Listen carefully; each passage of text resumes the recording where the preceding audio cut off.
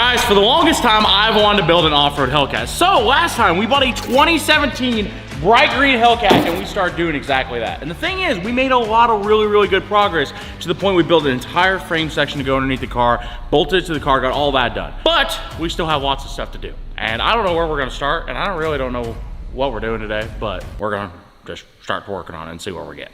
Hopefully we'll not catch anything on fire in this video. Spoiler alert, we caught Wade on fire.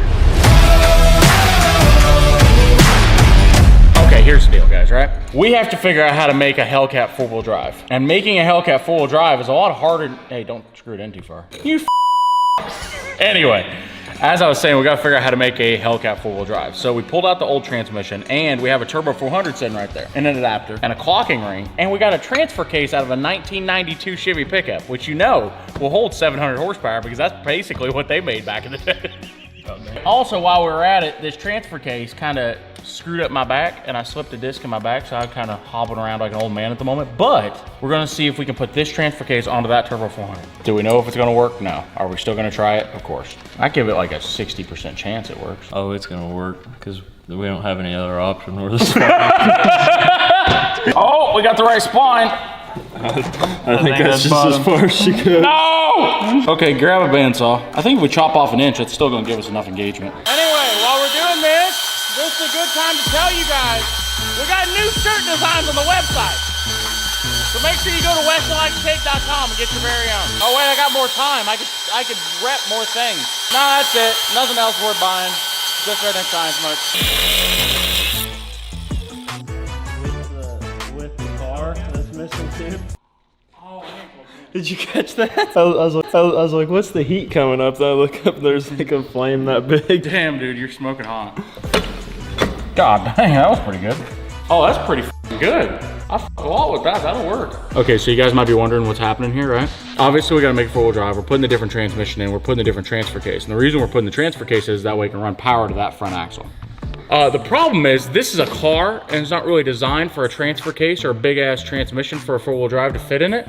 So, something has to compromise here. Now, I have a feeling it's gonna be the floorboard. Now, the problem is, above this floorboard right here is where the driver puts his feet and the seat. So, we might have to cut out enough of the floorboard that the seat doesn't fit anymore. Oh, damn! I am good. Does it fit like perfectly? Well, hey, here's the good news. The Turbo 400 fits magnificently. So the transmission is not an issue. The issue now is the transfer case. I got a lot of floorboard to chop out.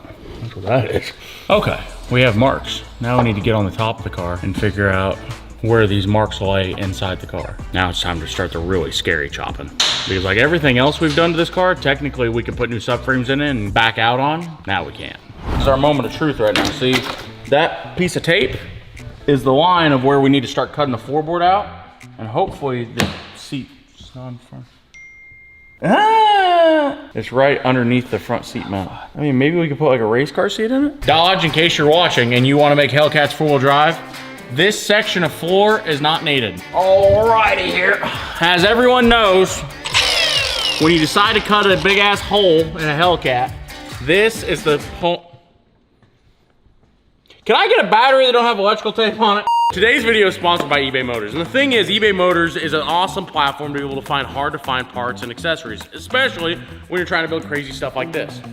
Just get out of the way of the crazy thing you were building. But even when you're not building a crazy thing like an off-road Hellcat and you're just working on your own truck at home or want to customize it, eBay takes a lot of the worry away from that when they have eBay Guaranteed Fit, which means that anything that you buy underneath the Guaranteed Fit has the guarantee that it will fit on the vehicle that you're working on. 122 million parts and accessories on eBay Motors. Make sure you go check them out. We appreciate them sponsoring today's video.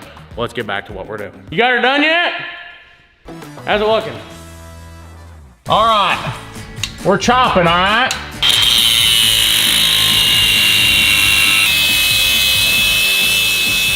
Ready for this? Give her a kick down. Hello. I'm here to contact you about your car's extended warranty. That's a whole new meaning to put it through the floorboard. Oh, hey. Oh, there's a beverage. Thanks, dude. That's good. I feel like that ought to fit. Oh my God, it's almost like all the way in there. Oh, holy cow, hold on. Man, look at that.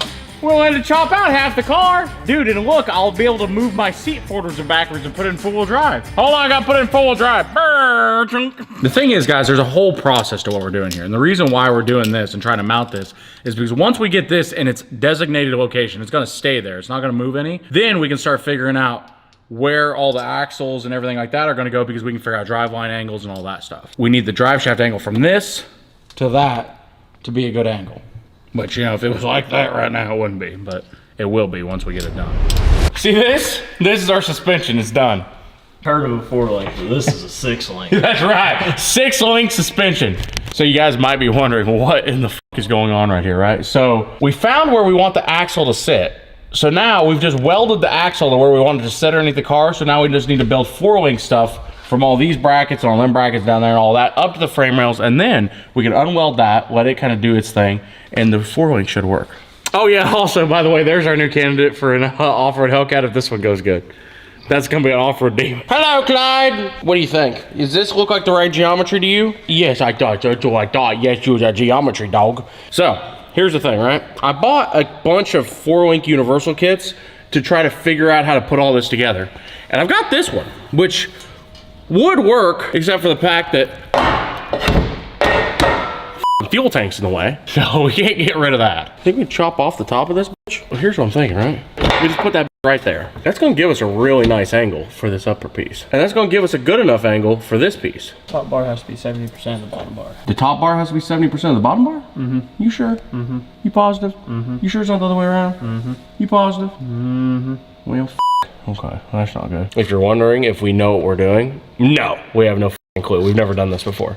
But if you're wondering if we're gonna figure it out, maybe. Okay, guys, I think we figured this out after a lot of staring at it, maybe is the right word. So we got these 4-link brackets right here. So we're gonna do upper link bars to the top of the axle truss. And then we're gonna have a bottom bar that's gonna go right down there that'll hold the axle from sliding forward underneath the car.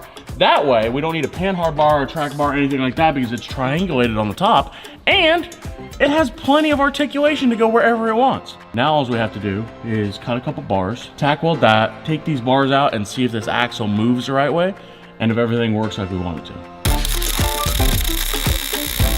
Oh, is this a new bar? This is the new bar. Did we do this right? Come on. Oh, hell yeah, boy! Look at that! Dude, that is sweet! 25% of the work is done. All we gotta do is put 3 more bars in here, and then we can take out all the bars while holding the axle in, and this should allow everything to articulate and work right. Don't add extra tack to it, motherfucker. I'm getting sick of grinding that. $2,000 suspension for my $2,000 truck.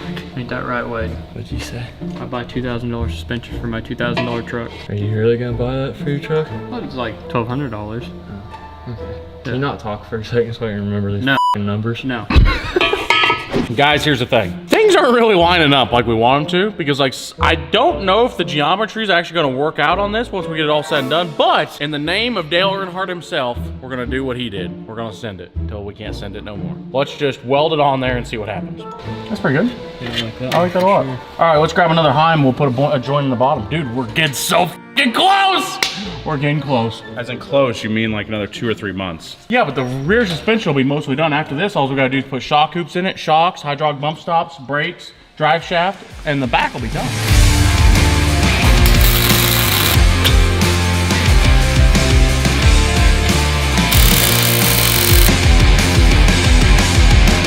Hell yeah, boy. All right, let's drop it down. Let's cut all these bars out. I think I'll run this one. Hey baby, how you been? It's been so long since I sawzalled something. What is the technique? He's really trying to use the unused portion of the blade for extra sharpness. It's really gonna help him out in this competition. Make sure that he really pulls ahead when he needs to. You can see the knee stabilizes into the sawzall. That's a pro tip right there. Oh God dang!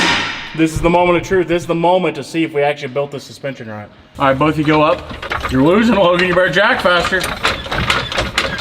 All right, go ahead and lower the car. A little more. More.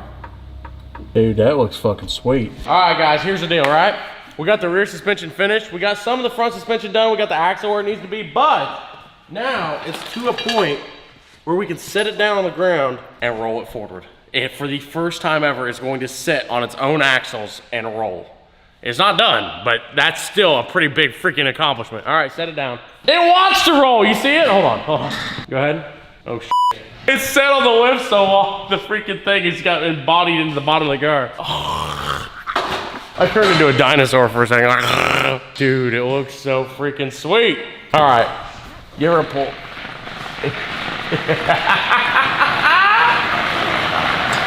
Oh my God! It rolls. We built that. You know, this started off as a joke, but holy hold on, let me back up. I really need to back up and get that appreciation of it, you know? God damn, boy! You know, I was really scared it was gonna be way too big, but I think it's perfect. But the thing is, right? Looking at it from this angle, I almost think that we need bigger tires. Do we want to go ahead and put the twin turbo kit on it now, or should we wait until we get